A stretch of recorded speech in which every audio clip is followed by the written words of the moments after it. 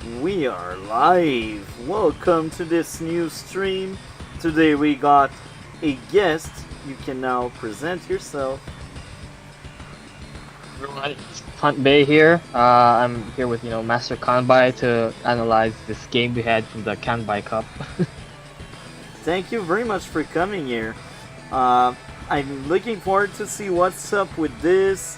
What do you think about this map?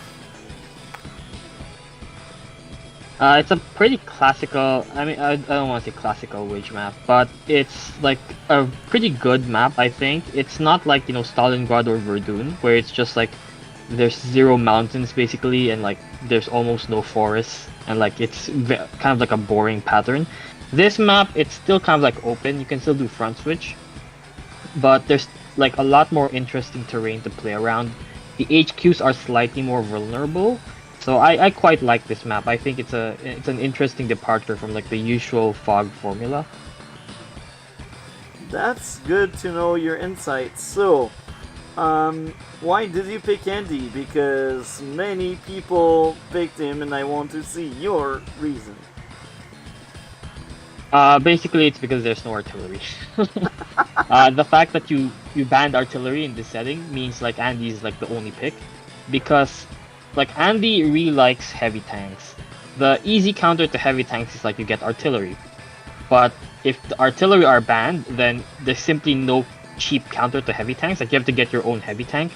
But in order to like kill an Andy heavy tank, you need like two of them, right? Or like a heavy tank and two copters. Basically like you need to waste a lot of attacks. So it's just not very easy to kill Andy's stuff if you ban artillery. So this is why like he becomes quite the easy pick in this kind of game. That's very interesting. I like that insight. So, if I knew that, trust me, I would ban the crap out of Andy before making this round. Because you see, the only player in this round, in this match, that did not pick Andy was a mistake. He basically didn't read the rule and he had seen grit and he just picked grit.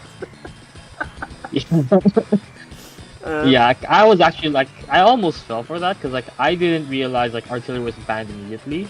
I only realized while I was making the map settings. Oh, artillery is banned, because otherwise like I would have also gone grit. Like grit on this map is pretty insane. Like even in like tier 1, like he's pretty scary if you're not aware. So Because there's a lot of forest, that's the thing. There's a lot of forest and grit likes forest. yeah, it's the forest, but also like the mountain ranges, right? Like if you look at the mountain ranges, like kind of like near the base and like basically like past the tower area. Like if you put a rocket in that area, like it's almost unkillable. You need to get air in there somehow, which, okay, you're fighting grit, you will build air, but it's not trivial to get like a copter that far forward, and then you also need to like get vision, and if it's a forest, it's even worse. So grit can like lock down a lot of things here with just like artillery or a rocket. Also like the corner areas, like the top left and bottom right. These are also like frequent spots where artillery sees a lot of play in like a normal game. So indirects are quite good here. Like I wouldn't say it's dominant, but grit has a lot of scary ideas on this map. So, very interesting.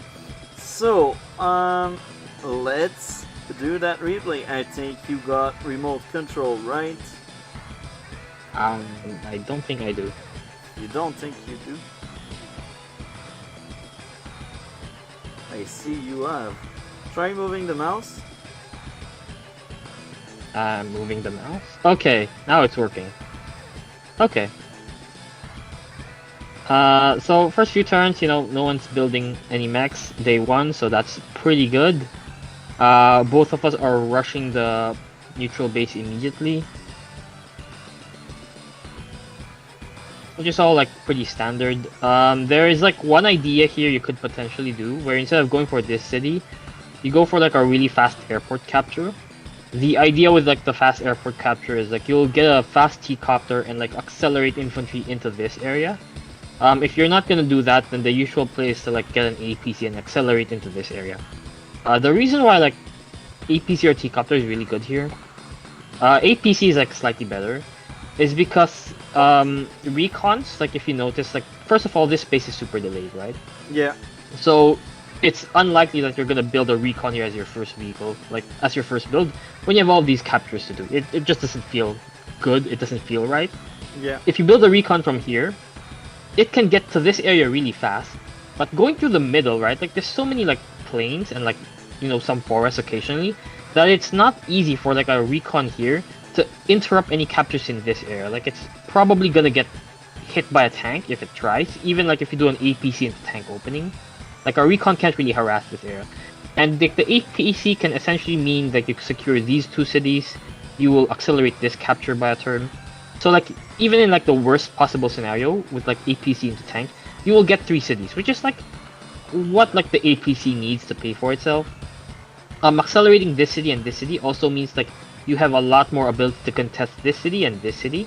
So like you will get about like either 3 cities minimum, maybe 5 or 6 cities with the APC opening, which is why like in high level play like APC is like very very popular in this map because it essentially has no counter, unless like you're fighting a Sturm.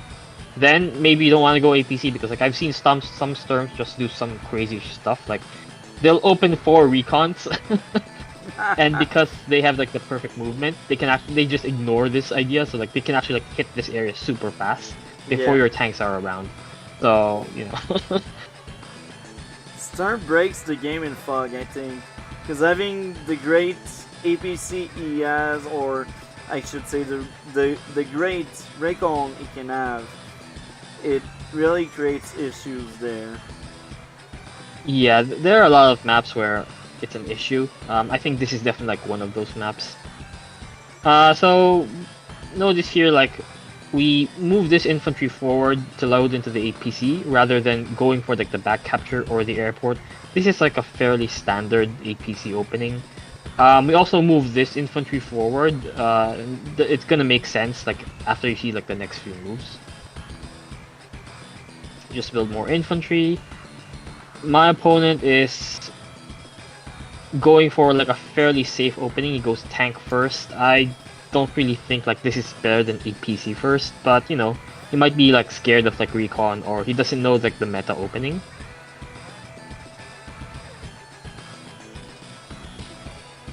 Okay, so we boost our first infantry, so like now this city can get captured.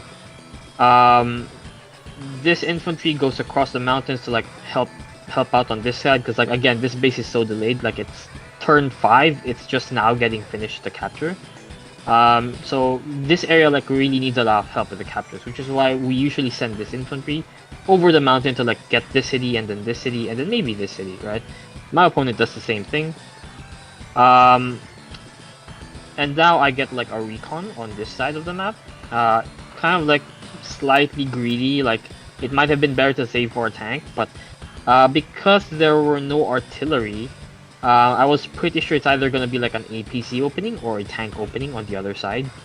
It's probably not gonna be like an artillery open, so this is why like I felt pretty safe going recon into like a slightly delayed tank.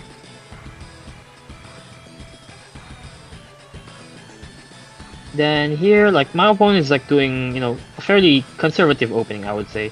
This is, I think, maybe quite risky for him. So if you'll notice, like at this point of the game, he only has 2 infantry on this area right now. So like if his infantry overextends slightly and like my recon hit any one of them, this opening is already like trash, basically, because he has so few infantry, right? Like it's good. Like every infantry hit is gonna hurt a lot. Also, like there's not a whole lot of point building recon here anyway, because like even if you build recon here, like it's fairly easy to get a tank in time to like defend all of the captures. So like I said, like even with like his most aggressive recon timing, he's not gonna stop like the captures that I'm insured to get. He might be able to contest like some of these other ones, but three captures with the APC is already like worth it, and already like better than a tank first open. So first we load like this infantry, the backwards infantry, and then we unload into the mountain, so we have vision. So like this infantry is immediately in position to capture this city, right? and then we boost the other infantry and unload. So like now we have 2 infantry ready to capture these 2. So this is like the quite standard APC opening that I invented and like has become really popular on this map because like again like it secures these 3 cities quite quickly. Yeah. Recon is a bit of a deviation from like my normal opening. Usually like I might get tank first or artillery first, but this this game we banned artillery, so like I couldn't go artillery. Recon is to make sure like if you do like a fast helicopter opening, then this recon counters that. So like this recon essentially ensures I will get this city fairly safely, and then I might be able to like have some counterplay here depending on like what my opponent does. Also, it just gives me some more information to play around. The other thing is like because I'm fighting, it's an Andy mirror, right? So recon are actually quite good in Andy mirror, because tanks don't really kill the recon unless it's sitting on like a road or a shoal.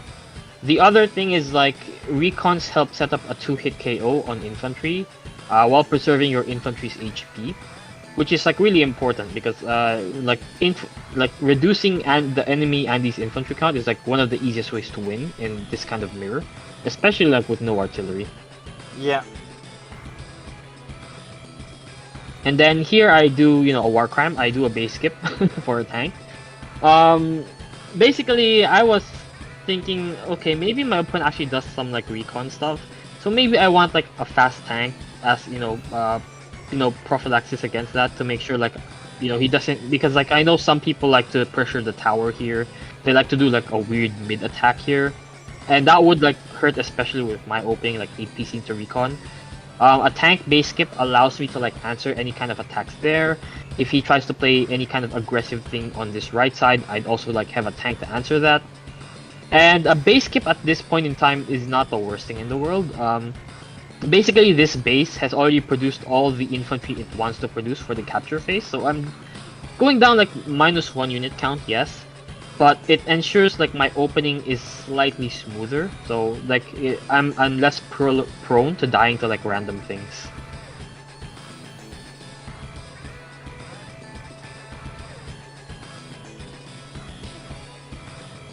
Okay, and then my opponent goes for a T-copter here. I would say like this T-copter is already like quite late. But it's okay, but I think like he would have been better served maybe saving for like another tank. At this point, like the T-copter isn't likely to accelerate that much. Well, and then it can here, accelerate like, the building in the corner, even if you got your recon there, it didn't know it. Well, yeah, that's true. It can accelerate like this one, but the fact that my recon is here likely means he won't get it. So it's kind of like a gambit.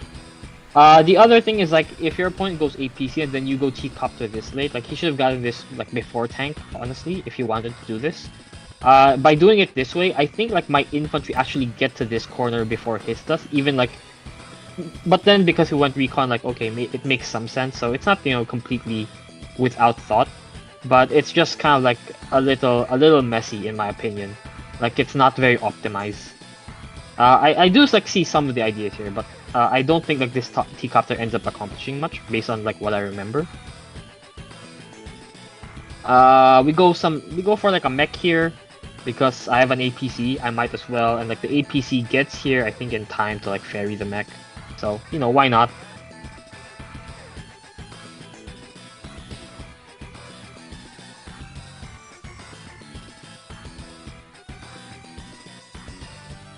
Okay, so he gets his tank, he's like scouting out my tower.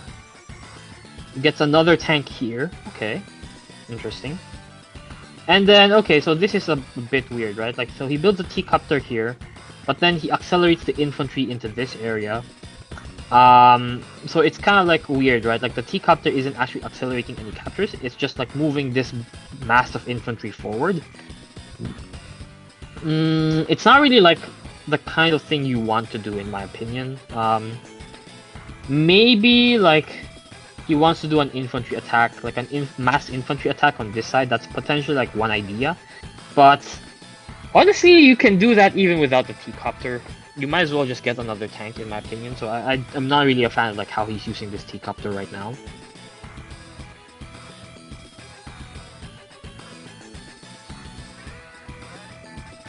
Oh, but I guess like it's because he saw my recon. That might be the thing, cause like he sees I have a recon here. This T-copter can't really go down here anymore. So yeah, I guess then that makes sense. Like this might be like his only play in that scenario. So you can see why like I didn't like the T-copter a few turns ago, because even though he doesn't know like the recon is here, you know, fair enough. But the fact that that kind of opening could happen to him, and like he doesn't have like a very good answer to it, makes this opening quite suboptimal. Like if you see like, you know, my APC here, he went like a super aggressive recon. He didn't stop anything that I was planning to do. It's like my opening has gone very smoothly, and his has not gone smoothly at all. Now, I got a question for you. Do you think it's overkill to have both a transport copter and an APC in this map?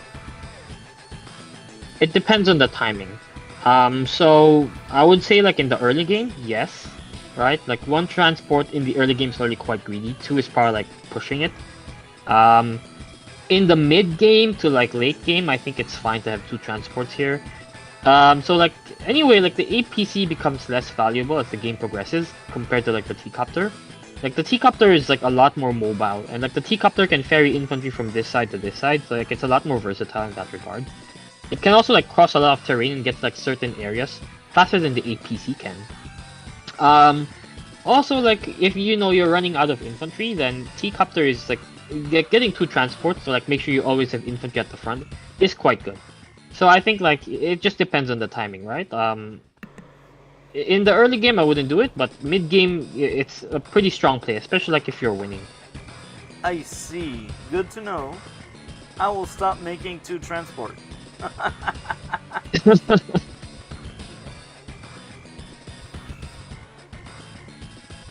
Okay, so my opponent is like using his T-copter to like mass inf here. It's fine, but you can already see like he's falling behind on income. Like at the end of his turn, he's 14k. I'm already at 15k. I'm capturing another two cities. I'm at 17k. So like his opening has gone really poorly. Fast battle copter is quite a gambit. But I can understand it because like maybe he's hoping I won't have an AA in place.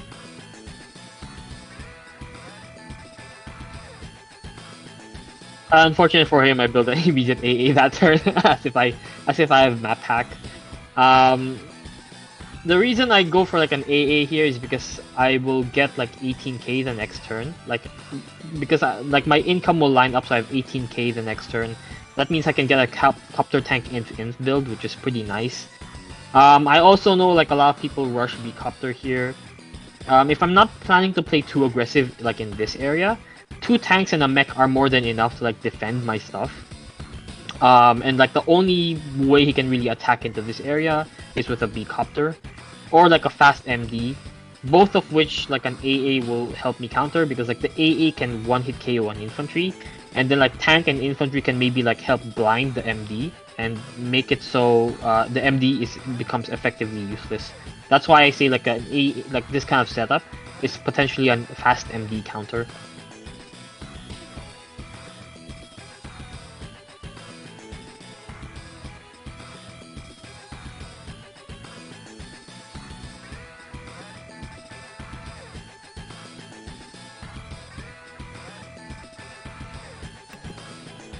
I'm supposing, Okay, or I guess you like to get that building at the end, right? This one? Yeah. Yeah, I was pretty happy like when I saw him move his recon away, because like I'm pretty sure then I just get this city for free. Yeah.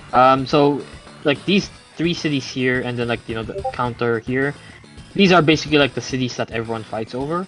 So flipping this city and then like getting this city is like a pretty big advantage in my opinion, because these two cities in the corner are the hardest to flip.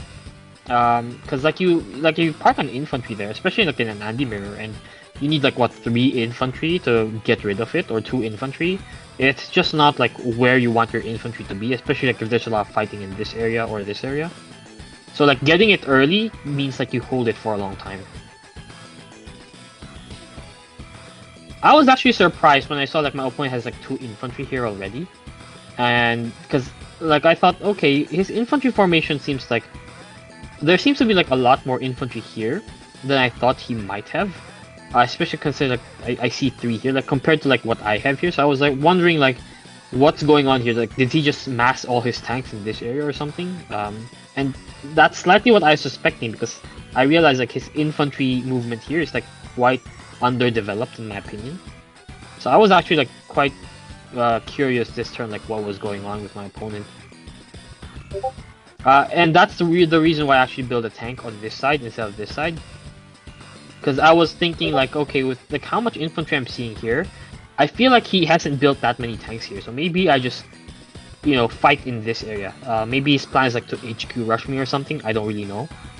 This is why like I build the way I do.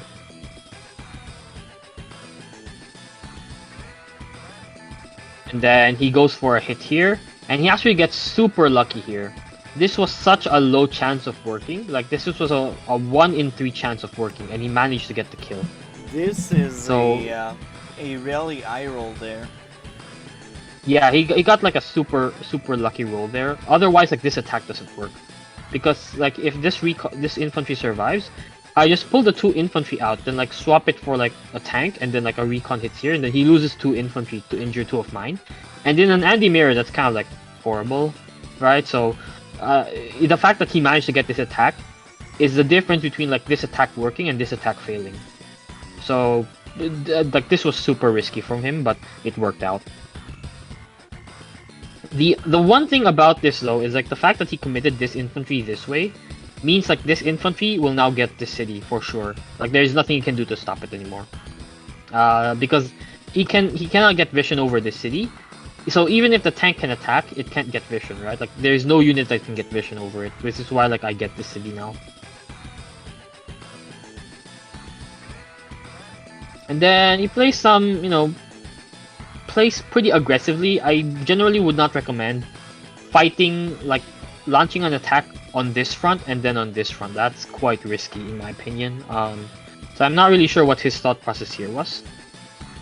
But you know, we immediately punish it. We kill the recon. Like very important, we kill the recon before moving the AA, so like he doesn't know I have an anti-air here. And then we're kind of just like playing a pretty safe formation here. We're not overextending too much. At this point in time, I don't really know how much stuff he has. So, you know, we're making sure our tanks cover each other.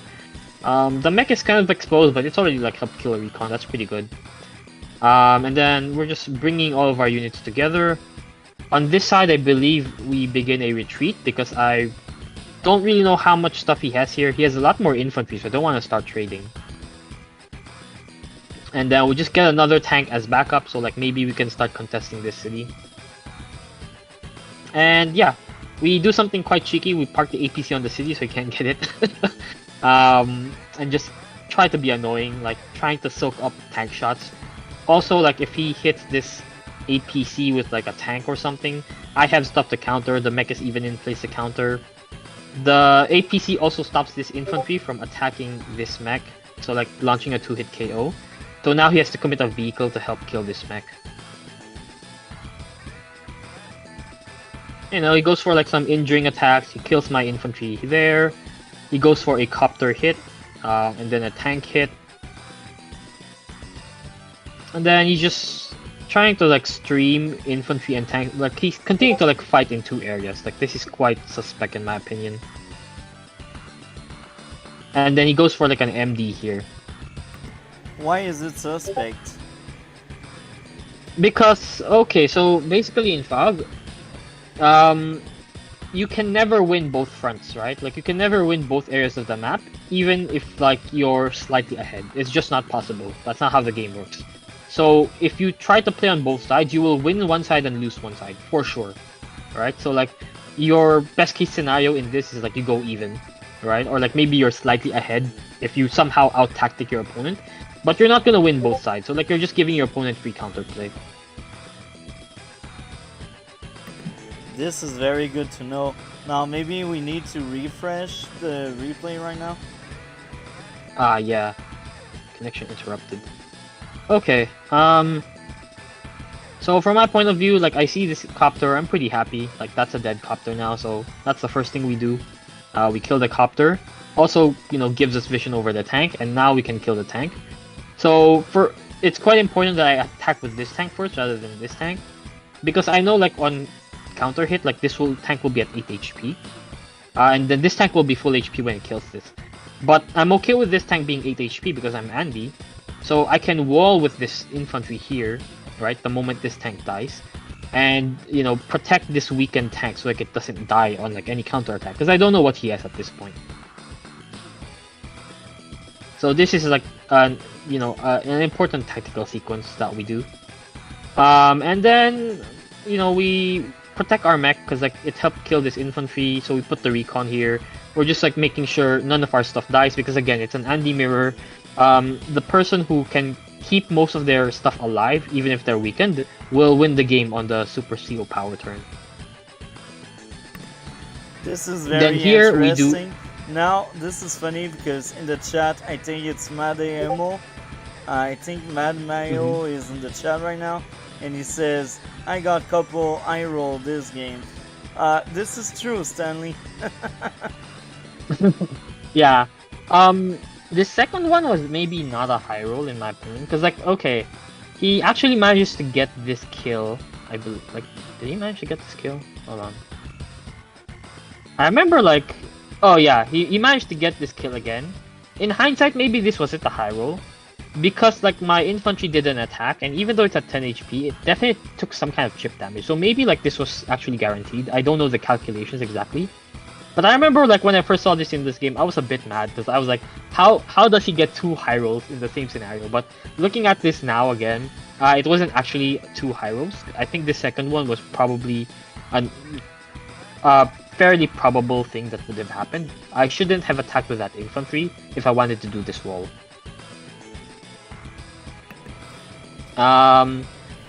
This was probably a mistake by him, like not finishing off this tank. I think that's quite greedy, especially considering we almost have Super Seal powers up. Yes, like he blocks it off from retreat, but again, he has no recon here. He has no idea what I have, if I can break this or not. So like, in my opinion, not finishing off the tank for like an infantry is not a very good play from him.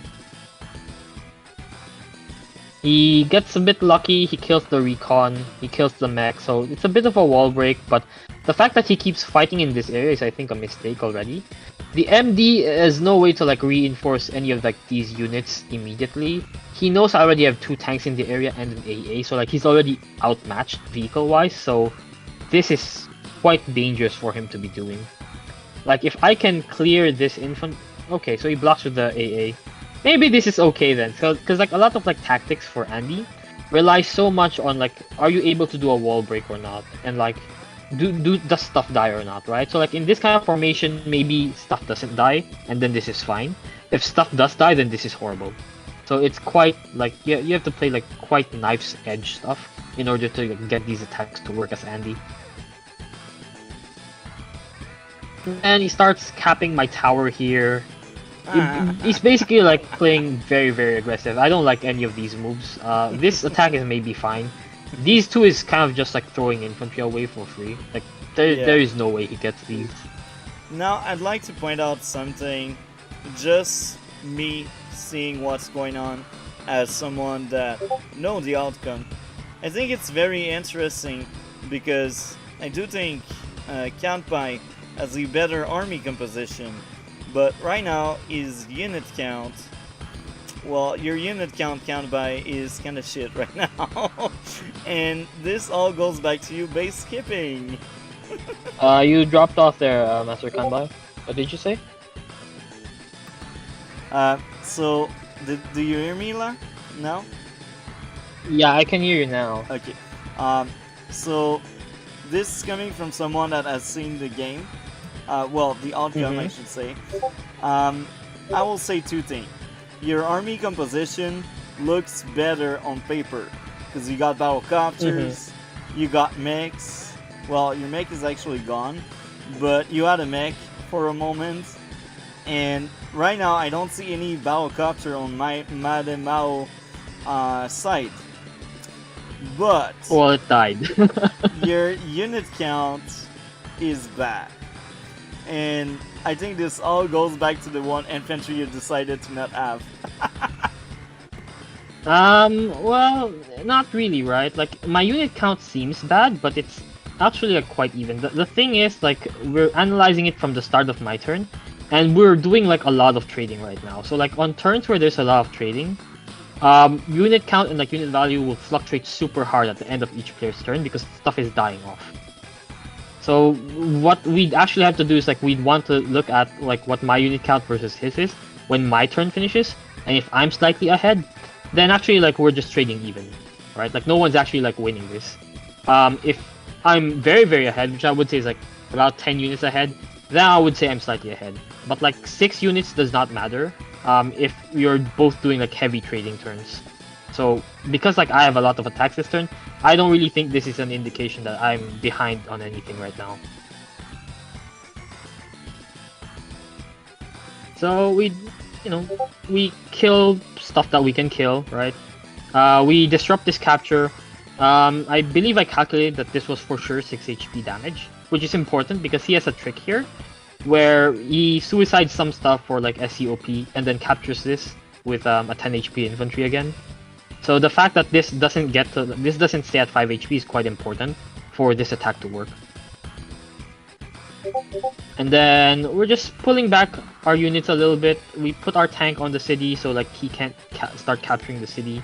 That's quite important. And then we put another tank here, so you know, to heal up. Also like to prevent him, like it makes it harder for him to kill my stuff. This one is just basically a free attack. Like he's on the road, I'm on a city. It's always gonna be a good trade, so we might as well just take it.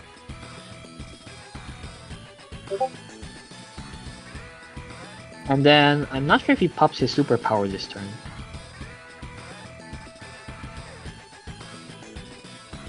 No, he plays this actually like quite okay.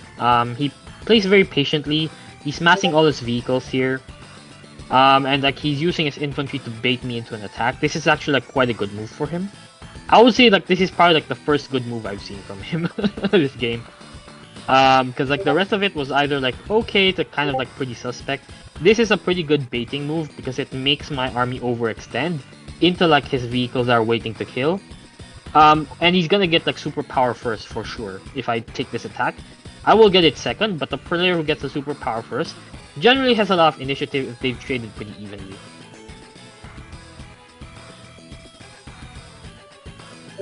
So me kind of like getting a bit overconfident, I just decide, okay, I'm just gonna kill this infantry. This is pretty good for me for sure. At the top side, I'm like trying to position a bit more aggressively. This is maybe like a slight mistake, I'd argue. Just like this is definitely a mistake. This may be not a mistake. The thing is, like at this point, I don't have a lot of vision. I don't know what he has, so I shouldn't have taken like an attack here if I didn't know what he had. I should just have played a bit more further back and started to group my army together. So this is definitely a mistake by me. What else do we do here? Yeah, we just start like mass our vehicles together. We're just waiting for his superpower. Like we know for sure he's gonna get it next turn, so like we're just waiting to see what happens. And then he launches a pretty devastating attack here. Like he kills, he kills the AA, he kills the tank, he kills 2 tanks actually with all his vehicles. And then he gets quite a few. Well, he doesn't kill any infantry, but he launches an OK attack here. Starts a capture. He's massing up really infantry good here for him because now I feel like he is controlling a place you were controlling, and I think you trying to kill everyone or having like 2 armies, because this is what's going on right now. You got 2 armies. Gave him the lead basically. Yeah, I definitely agree, and this is kind of why, like I said last turn, this was definitely a mistake by me. Like my army is not together, so I shouldn't be positioning this aggressively, and I don't know like what he has, right? So like I shouldn't be like playing like this essentially. So yeah, this was definitely a mistake. But even though it is a mistake, like I'm still ahead in unit value. Like if you notice, my unit value is still more than his at the end of and this is at the start of my turn. So this should never have happened if he was playing an okay game so far. So what this means to me, generally, even though like I didn't know this in the game, of course, but what this indication is of is like everything he's done prior to the last turn was basically not that good. And only his SCOP has helped him equalize slightly, but even then, he's not even ahead yet. He's just slightly equalizing right now. So this is kind of an indication to me of like the game is still fine He for caught me. up the slack, as we say. Like, you had the lead, you lost that lead. Yeah. So here, like the moment I realized, like all his armies is here. For sure, he has nothing here. We're just gonna kill all his infantry now, and we just go very aggressive on this side because basically, like he should not like the game doesn't work that he's allowed to have stuff here and win, right?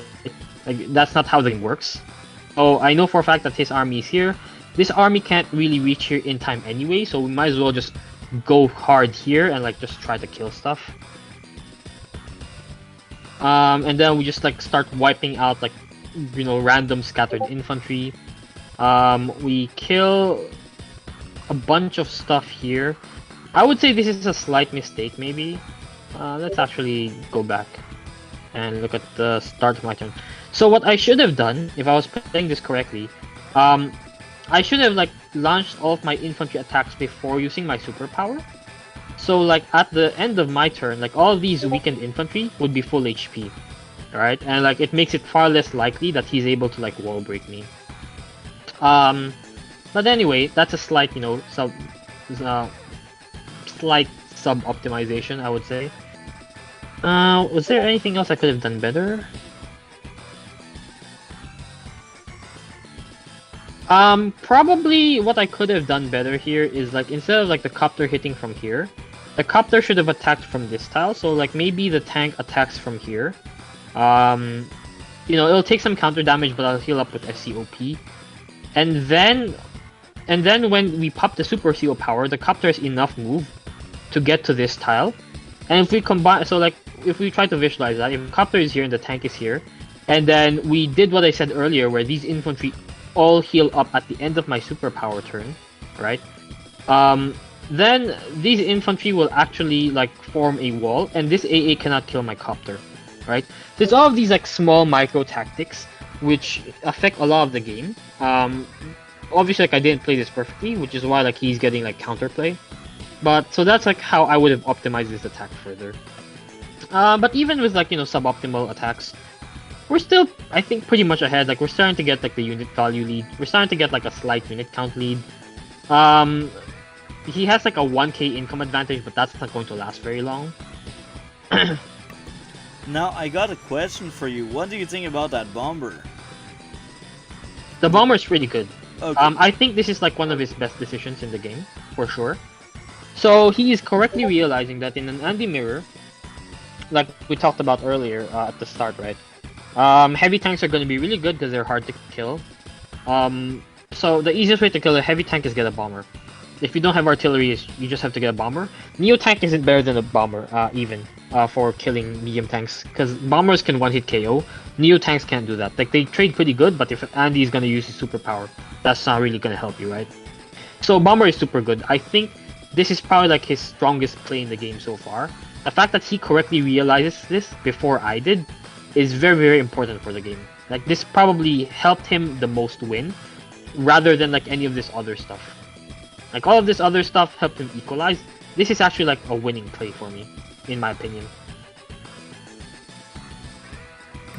It's very good so to he know. Goes for some... I like that insight. I'm not the biggest fan of Bomber. I know how good they are, but I do think they are also very flawed, and they have huge weakness. Like most of its counterpart, well, most. All of the units that can basically kill him are cheaper, but it's still a very good unit at the end. Yeah, so I definitely agree. Like the reason why I say bomber is good here is because it's an Andy mirror specifically. Like no one has the firepower boost to really kill each other. Even like SCOPs, our medium tanks don't kill each other. You need like 2 of them, right? So like that's why I say like bomber is very good in this particular case. I generally would not recommend people go bomber if they just want like a heavy tank counter versus a generic CO. Like if I'm fighting Drake here, right, I wouldn't tell you to go bomber. Or like if I'm fighting Kindle here, I wouldn't say you go bomber. I'd say maybe just go Neo Tank because it's safer. But because it's an Andy Mirror specifically, bomber becomes really good because then it forces a fighter. The other thing is like, if I don't have a fighter out ready to meet this bomber, then I can't kill it. Like on certain SCOP turns, an AA does not counter a bomber. I have to use 2 of them, which is like really hard to get in position. Or I hit the bomber, then it heals up and it kills my AA, and then I'm screwed, right? So bombers can be very tricky to deal with if you're fighting Andy. That's very good to know. Oh my microphone is doing weird stuff right now. Alright, do you need me to pause? No, that's fine. It's just weird. Alright. So here he kills my infantry with the MD tank. Pretty much expected. Kills my copter with the AA. All of this is like pretty good, realizing like, you know, what attacks he has, what attacks he doesn't have. Again, like if I played the previous turn correctly, this doesn't happen at all, but you know, I obviously didn't, so he's getting some counterplay here. Playing pretty aggressively on this side. I think all his attacks here all his attacks in the bottom are pretty good this turn. In the top side though, I have a lot of issues with what he's doing. You can basically storm So- the HQ when you realize there's nothing there. Yeah. So he's committing all of his infantry to disrupt 2 captures, which, okay, first of all, he's not gonna stop these captures. Not with a tank and an AA. Like, 2 tanks and an AA are not gonna stop this army. Second of all, I know for a fact that he doesn't have enough stuff here. But, like, it's obvious to anyone who plays Fog at high level, this attack is no good. Because I will not be scared to, like, kill all of his infantry. What's he going to do to me, right? Like, if I kill all of his infantry, he's gonna attack me. With 2 tanks and an AA against like 3 tanks and an MD and a copter. He doesn't know if I have an AA here or not, so like this bomber is not safe yet. He just used his like we both just used our superpower turn. So this bomber is not safe yet, right? Like this bomber doesn't counter an AA yet, even if it gets first hit. He needs to have like at least 3 bars or 4 bars of charge before that becomes true. If he commits his bomber right now and my AA hits it from the fog, right? Then this bomber is useless for like 3-4 turns. That's not what he really wants to do. So this attack is really bad. He shouldn't have been holding on to this income at all. He should just be running his infantry away.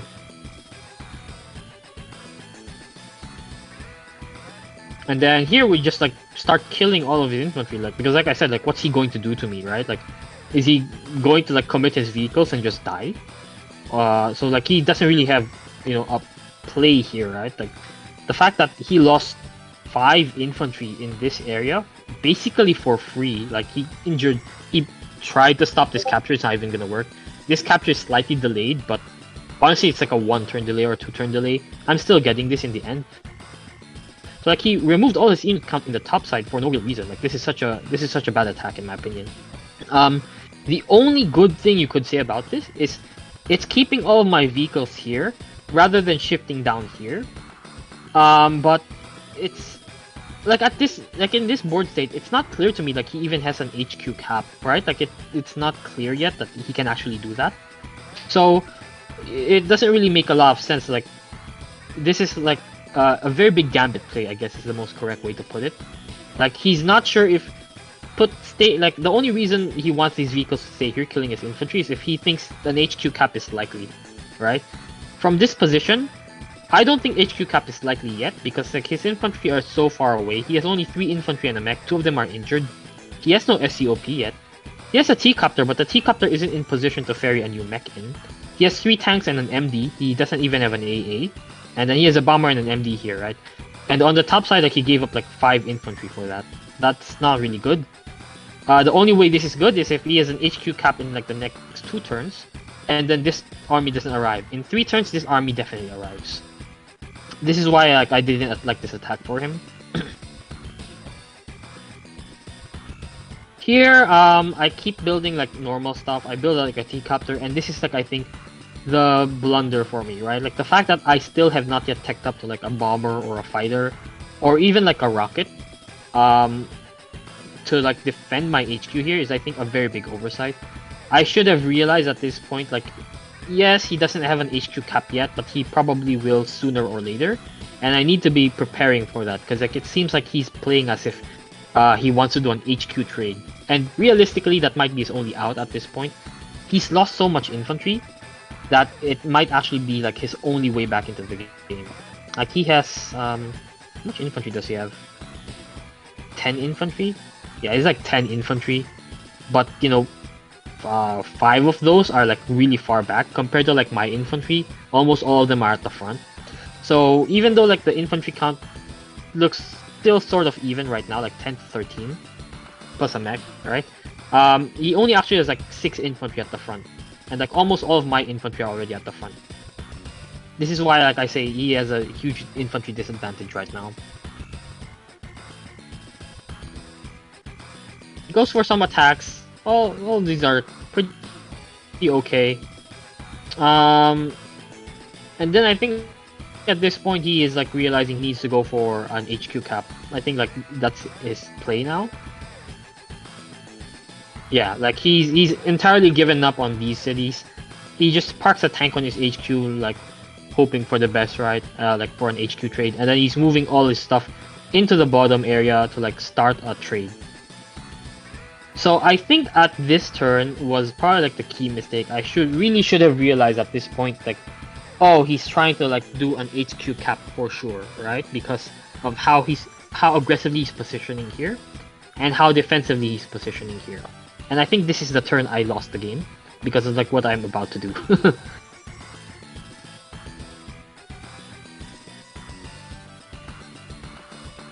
So this is the first mistake. I should have calculated to make sure I kill this medium tank. And actually, like, it's a low luck roll to get this kill in hindsight. So I should never have gone for this hit. I should just be preserving my units in preparing for like the eventual HQ push. Because like that's his only play at this point. If the game progresses, like if the HQs don't exist, for example, and this game progresses 10 turns forward, I just win. Like 100% I just win. Because he's lost too much infantry at the front. He's about to lose the income advantage very hard, and like he's not getting it back ever. I think he's down vehicles maybe. Yeah, he's like 5 tanks to 5. Okay, so he's about even on vehicles. So that's not too bad. But he's starting to like spam MDs at the front, and also like his army is just quite uncoordinated. So this is like a really bad strategic position for him. His only out at this point is an HQ rush. So I got a question there. It's a mirror ending. Would you like to do some eye roll chance, taking a risk and shooting that medium tank with the recon, if this means a eye roll can kill it? Yeah, I think I do end up doing that. Like I end up trying to like roll with the recon to kill the MD, and it fails. The thing is, like, the reason why I say this is a bad play from my end isn't because like the high roll failed. It's because like I'm now relying, like, okay, if nothing happens on this front, I just win the game anyway. So why am I gambling on like killing this and like winning harder when all I have to do to win is do nothing, right? That's kind of like why I say this is a bad play. Because I just have to like stop the HQ rush, right? Like the moment I break this HQ rush on my side, I win the game. Like he has no counterplay anymore because he's about to lose. The income is about to go like 23 versus like 18 or 19, something like that. Which means I will just have like more heavy tanks than him in the future, right? And it's very hard for him to push on this side because he has 1 tank and 3 infantry. And like an MD coming. Maybe 4 if this infantry ever arrives on the front. But like that's not an army that can actually like take cities. Right? Not against, like I put a tank and a recon here and then start ferrying more infantry, and like this entire side he doesn't get any more income. So I just have to stop this attack from working on my HQ and I win. So why do I have to gamble killing the MD tank, right? And like potentially risking some kind of counter attack when all I have to do is just sit back, you know, get a rocket or like get a fighter or get a bomber or get more stuff to fight with, right? And just sit in this area, make sure he can't kill my HQ, right? So that's why it's a bad play, right? Like I am throwing away like a 100% one game and making it like a 50-50. Like 50-50, I win a turn earlier, something like that. Or I could end up like throwing the game. That's why it's a bad play.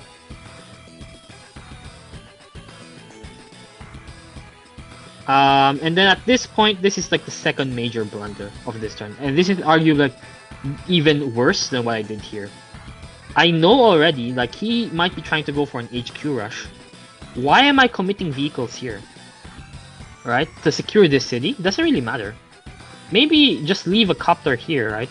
And start shifting everything down here to like confront his army here, because this is where his army is. I just have to stop this and I win. This does not really matter anymore. Especially since I'm not really committing to like trading HQs with him. That was never really my plan. So why am I committing 3 vehicles on this side, right? So this is like a really big blunder. If I had like potentially a copter tank and an MD in this area, like, you know, a turn earlier instead of like 3 turns later. 3 turns because I have to use 1 turn to get back here, and then another turn to get back here, right? So this is like a 2-turn tempo delay for these vehicles. So like if these vehicles are already here, rather than here at this turn, this fight potentially changes completely, even with this one, right? Which is why this is like, I think, the biggest mistake in the game for me. And then like, you know, I realized enough, like at least I realized like, oh, I should probably like move my MD back south or something. But this is still like, in my opinion, a very big mistake. And yeah, now I'm starting to realize, oh, I definitely should be getting like something here to help defend. Maybe I just start spamming MDs now, or maybe I get like a rocket. I don't go for a copter anymore because like I see there's an AA. I can't really kill the AA, and I don't really need more copters anyway. And then here he kills like yet another copter, right? And then he kills the bomber, and then he kills the infantry, and then he kills like a bunch of stuff. So this turn is the turn I realized like, okay, I'm actually like in really big trouble here. But at this point, I think like his win was almost forced. I don't think I actually had counterplay anymore. Because like I can kill maybe the AA, but I don't have an answer to the bomber yet. On his SCOP, this mech or this infantry can both reach the HQ. I can't really stop it with a defense. Like, I'm pretty sure if he plays the next turn correctly, he even has like a forced HQ cap the turn after. He doesn't play it correctly, but it doesn't matter because like he ends up having enough units to wall for it the turn after. And then here is like he's just walling for my HQ. He's still expecting like we're gonna trade HQs. And like the moment I saw this, like again, like I should have known this like 3 turns ago. But the moment I saw this, like actually I think I already realized at this point this is gonna be an HQ rush. But I am still not, you know, fully trying to plan out how I'm gonna defend this exactly. And then I think I do something even sillier. I think I tried to kill his AA again. Yeah, okay, I go for like a bunch of infantry hits. So this one is probably pretty good. I'm making sure like he has less stuff that can cap my HQ with. That's pretty okay. Killing the AA is probably bad though. I know like he has SCOP, he has a bomber which I can't answer, he has enough tanks. Like for sure, and a mech, and like an MD. So like, all of these tanks is probably gonna die. And that's not really what I want. Like again, I have to make sure like I have enough stuff to disrupt his capture. Killing the infantry is fine. Like if I lose all this infantry for those infantry, it's fine. Because the moment all these infantry die, the game's pretty much over for him. Because he can't do anything to me. But these tanks dying is pretty dangerous for me because he gets to kill the tanks. And I'm not like in position to counterplay against that immediately. And the more tanks I lose, the less tanks I have to like potentially break his wall here and try to do an HQ cap. This is why I say like this is very dangerous. I also have like SCOP this turn, but I decided like, okay, I don't really need it right now. I think this is potentially a mistake as well, getting a fighter. I think the correct play is actually getting a rocket here for me. Why I say a rocket is correct, on SCOP it has 6 moves. So it will be able to position on this tile exactly, this plane style. And from this plane style, it can actually like lock my HQ. And then I don't have to defend, I don't have to fight into this, right? I just have to defend here. And this HQ is safe. So as long as the rocket doesn't die. And you know, it's pretty close to my base, so I can reinforce pretty easily. So yeah, I think those were the 2 major mistakes for me. Getting the fighter to counter bomber immediately, probably not that good. Better might have been like rocket AA base skip, something like that. Do I have enough money for that? 15 plus 8 is 23. So yeah, I'd probably have enough money for rocket and then AA and then double base skip this. Like this doesn't matter. So like 2 AA will be able to kill the bomber, and then the rocket will protect my HQ. And then if these 3 tanks don't suicide like this turn, then this formation is potentially like pretty safe for me.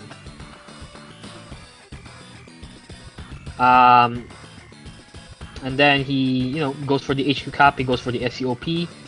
And at this point, like, this is the turn I realized, okay, the game's actually over. I actually just threw the game.